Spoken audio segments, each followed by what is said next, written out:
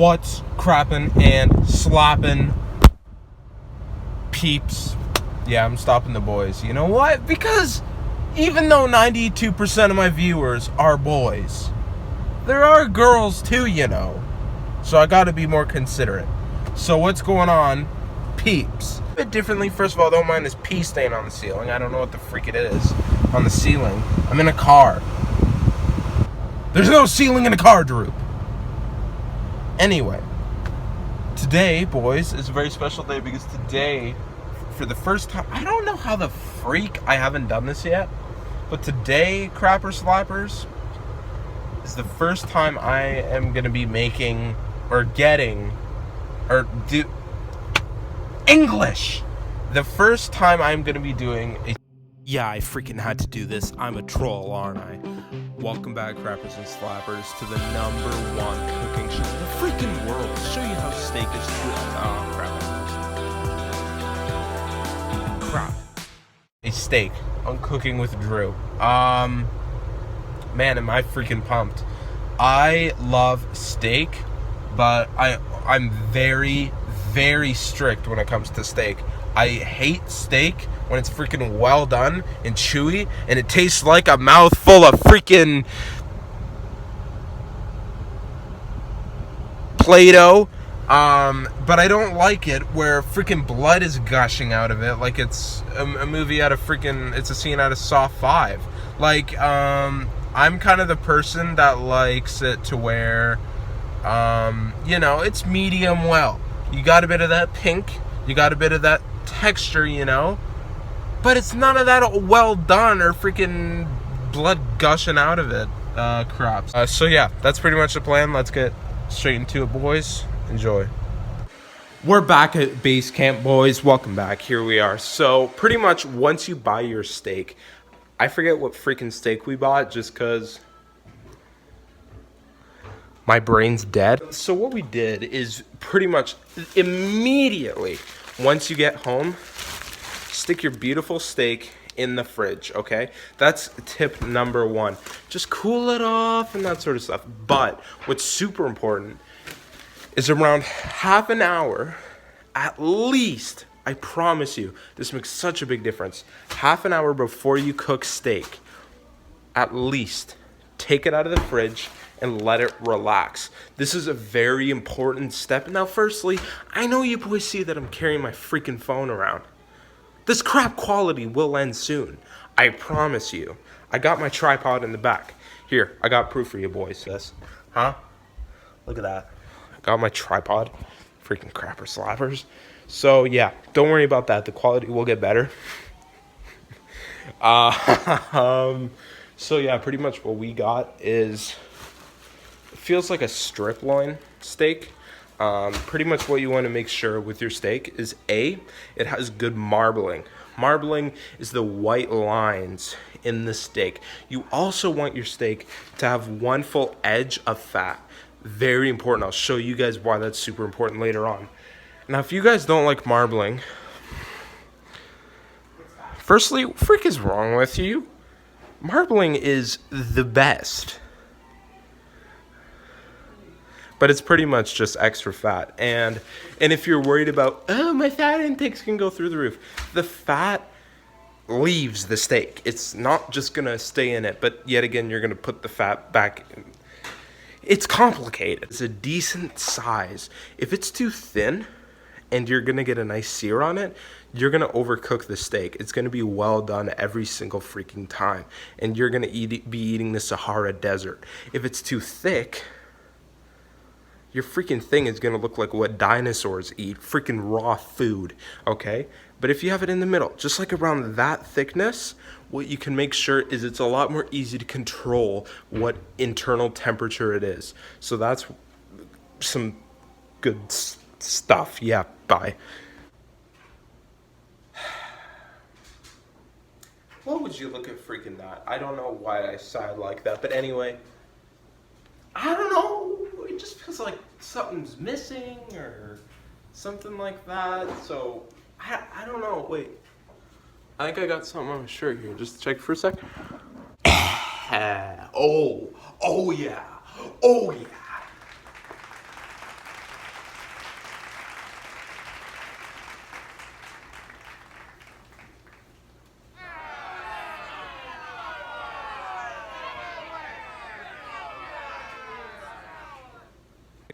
Now it says for people with braces, don't have chewy food. Crap that. We're having steak anyway. Ooh. Ooh, ooh. Mmm. That's a decent steak. That's a decent steak right there, you know? Now, the marbling on the steak, I mean, I've seen better marbling, but I've seen worse marbling. And this is what I mean. You want one of the edges to be just all fat, because what we're gonna do is we're gonna render this fat down in a pan, and trust me, it's gonna be freaking good. So, before we season that and get that ready, wash your hands, you bunch of nasties. Yeah, I'm looking at you. Wash them. Oil is a great oil on steaks. Salt, preferably pink Himalayan salt, but who the crap is gonna remember that? Or you can get rosemary salt, or just freaking salt. Bro, and then you got the pepper, of course. We also have rosemary, thyme. You got garlic, all right, and butter. Butter is very important. And you got the actual steak itself. So I know you boys have probably seen videos of people making steak with all these ingredients, but I'm gonna go more in depth about why you use them and what benefits you're actually gonna get from it. So firstly, let's take a look at this steak here. What a freaking beauty. You like these sounds? You like it? Bro, I need to cut my fingernails, what the freak? So this is really important, this steak here. This is a quality steak, all right? Now, that's pretty much everything you need to know about a steak. Very basic. Excellent steak though, overall. So, happy to be cooking with it. Now, I know some of you may be like, you know what? I've had steak before, and I don't like marbling. And I know there's one person out there who I cooked steak for, and they later on told me they don't like marbling. Yeah, I'm looking at you. You know who you are. Don't try and run away from the camera. Come back. I see you trying to run away. Yeah.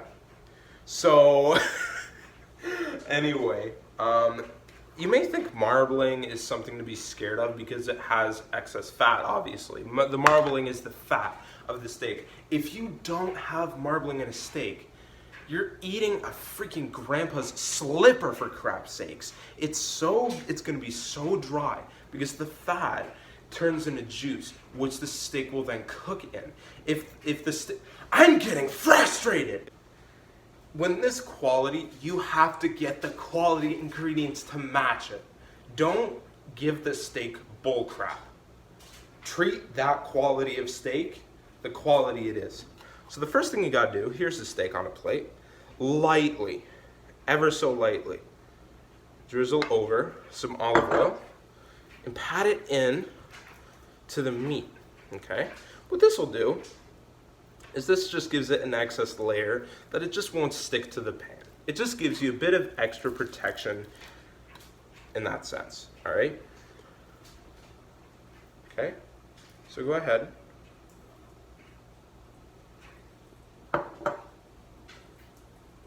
Bros, you hear that? I don't know what's going on. Rub it on the sides too, very important step. Don't just rub it on the top. The sides are so important as well on a steak like this. Freak. Okay, I'm cooking on the other side. Grab that. I don't trust that. Actually, no, crap it. Let's go back. Okay, my freaking mind. Seasoning your steak. Don't just season it once. And the reason why is because the same freaking minute that steak hits the pan, over half of the seasoning is gonna go, okay? So what you do is you do a thorough seasoning of the steak. Make sure it's a heavy seasoning first, all right? So heavily season the steak, all right? Heavy. Freaking heavy. Put everything on there. I'm losing my crap. Salt, pepper onto that steak. Make sure you have a nice coating of all those beautiful ingredients. Now, what you do with here, you see that? Some of these seasonings will fall off. Push that seasoning into that steak, okay? Don't just leave it on the top. You can see here, hardly any of it fell off. Flip the steak, repeat the same process with the other side. Now I'm gonna have to do this with one hand. Freaking impossible because it's a twister. Hear that fat there? Pick up all the remaining seasonings, and you can see some of those seasonings on that. Look at that. That's quality right there. That's quality seasoning.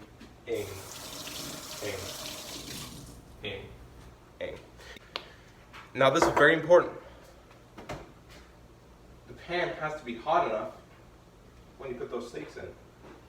If the pan's not hot enough when the steaks go in, it's not going to have that crisp edge that makes steaks so beautiful.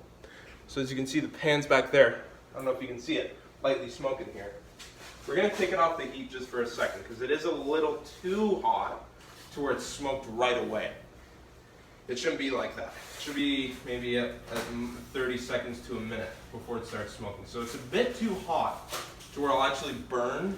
There's a difference between a sear and like searing edge of the steak and a scorch. A scorch is when the oil is too hot that it won't actually, it's too much. Okay, so here's the steak.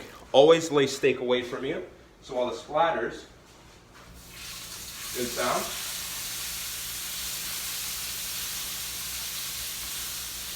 Beautiful. That's the sound we're looking for right there. Your steak. And you can see that sear. Look at that. That's the color you want right there. So put it on there immediately. Now at this stage, okay, at this stage what you're going to want to do is go ahead and add in some garlic, rosemary, and thyme. About a stick of rosemary. Beautiful smell. Absolutely amazing. Throw in some rosemary. And then some thyme.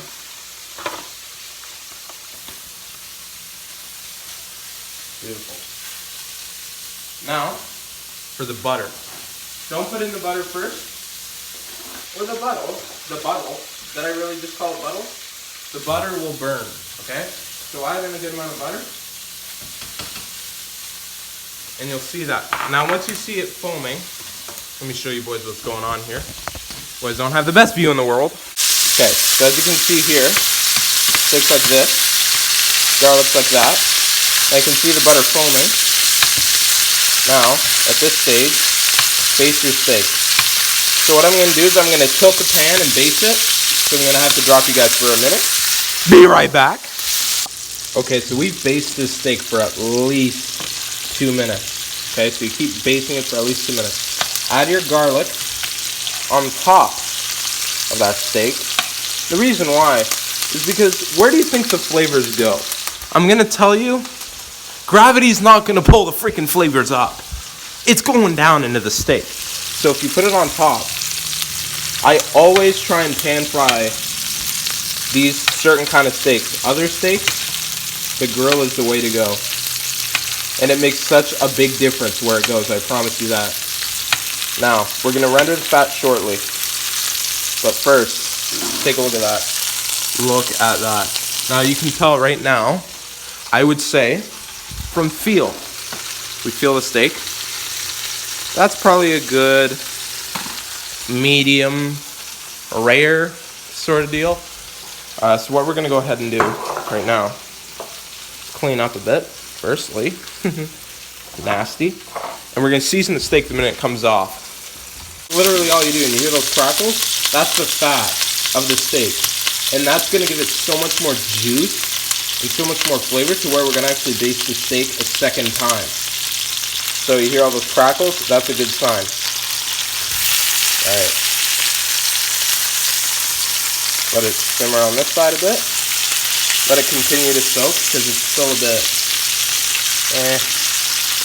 So if I'm being honest, boys, some of you boys, right when you finish the steak, take it off, and eat it whole, like a rabid animal. First thing you have to do is let that thing rest. You may not think it's a big deal. If you don't let a steak rest, and what you do is you take it off the plate and you pour all the extra juices on top.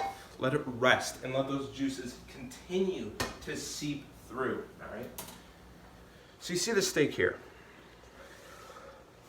Now that looks, you see all those juices. You can see the juices. And that's not all fat, all right? That's a bit of fat, but some of it's not. So what can happen is if you don't let a freaking steak rest, what is wrong with you? I need to chill out. It's just a steak. But boy, do I know my steak. So pretty much, if you don't let a steak rest, I can show you if you want. Let me cut into it right now. I'll cut into one piece, all right? Firstly, you hear that? That means you did a good job. You seared it. And it's not burnt, so you didn't scorch it. So that means, hey, cooked it well. Anyway, boys, now for the cutting. Now take a look at this. See that steak? You see that crust? That nice crust? That's what you want on a steak. So, I think what happened here is I cooked it a little too long on this one side and a little too short on the other. But that's okay. So now we're gonna do the honors and cut into it. What you want is you want a nice crust, which there is, and you want the blade to do the work. Let's see. Wow. That's medium well. Should we try it? Yeah.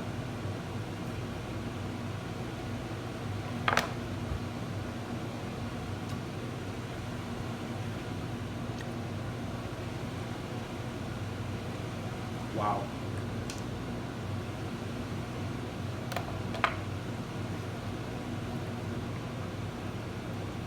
Look at that. Dang. Wow. So juicy. That is the most succulent, juicy, flavorsome. Overall, I'm giving this I'd say a 9 out of 10. I'm being honest, some of the scores I gave earlier were bullcrap. This is an honest score. 9 out of 10. If I had a steak, I would pay $50 for this thing right here. I would. I really would. I would, within a heartbeat. But you can do that with any steak. Keep that in mind. It's how you treat the steak. You gotta treat it well. It deserves that kind of respect. But keep going. It's, love you all boys. Love you all girls. I mean, I'm just really proud that we're able to get to here with YouTube and everything. And without you guys, I don't know. You guys are what makes this stuff possible, so I appreciate you all. Let's keep it happening. Look at that. I can't stop looking at that, especially that side. Look at that crisp. I smell it. I smell the thyme. I smell the rosemary. I smell the garlic. It all blends together so beautifully. Wow. Amazing. Okay. Hopefully you boys enjoyed. Crap sakes. I gotta stop the habit. Have a good one. Love you boys.